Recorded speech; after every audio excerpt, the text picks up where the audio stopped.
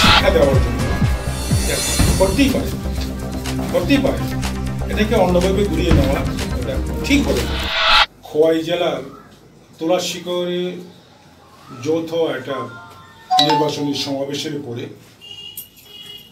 আমাদের জোট প্রার্থী আইনপিটি সমর্থিত কংগ্রেসের প্রার্থী মাননীয়া প্রজ্ঞা কুমারী দেববর্মনকে অতর্কিতভাবে পরিকল্পিতভাবে চন্দ্রনাথ ঠাকুর পাড়া এলাকায় গোলটিলায় আক্রমণ সংগঠিত করা হয়। আইনপিটি এই ঘটনায় তীব্র ভাষায়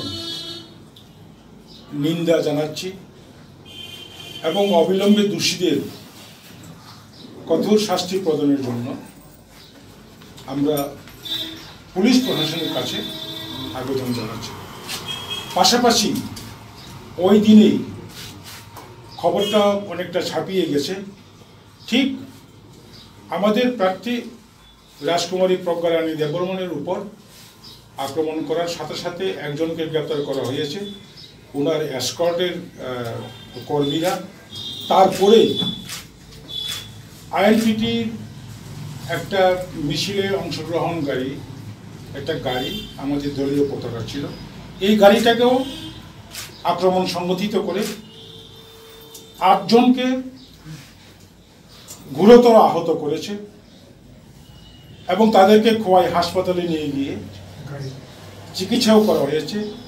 গাড়ি একটা ভাঙচুর করা হয়েছে, গাড়ি এখন চাম্পাওয়ার থানায় আছে। সেটারও আমরা তীব্র প্রতিবাদ জানাচ্ছি এবং দোষীদের শাস্তির দাবি জানাচ্ছি। কনসিকুয়েন্ট এর পাশাপাশি গতকালকে 19 তারিখ এপ্রিল চন্দ্রনাথ ঠাকুর পাড়ার একই জায়গায় যারা আক্রান্ত হয়েছিল তাদের একটা যুব সংগঠন, আইনপিটি যুব সংগঠন এলাকায় সবার সঙ্গে আলাপ আলোচনা করে সিদ্ধান্ত নিয়েছে আমরা চেবড়ি তুলাশিকর রাস্তা অবরোধ করব। রাজ্য প্রশাসন এবং পুলিশ প্রশাসনকে দাবি রাখব আমাদের গাড়ির উপর যারা আক্রমণকারীরা তাদেরকে শাস্তির দাবিতে গণ অবস্থান সংগঠিত করেছিল।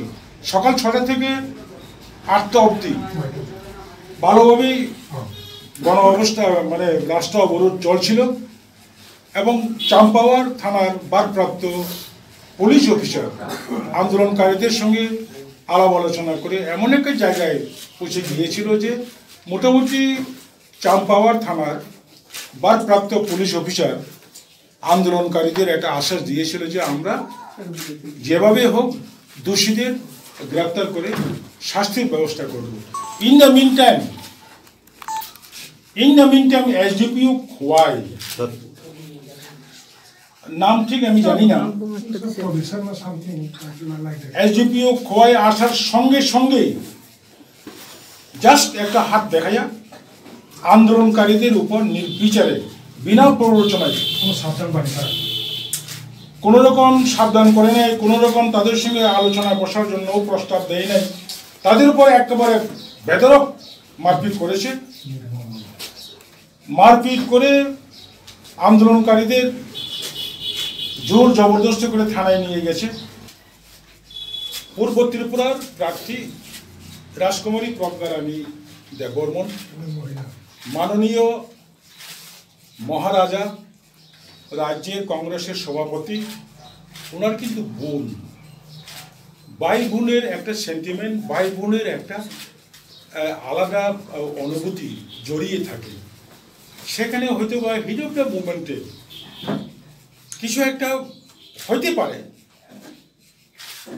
যার জন্য বলছি এই ব্যাপারে আর কিছু চর্চা করে লাভ নেই।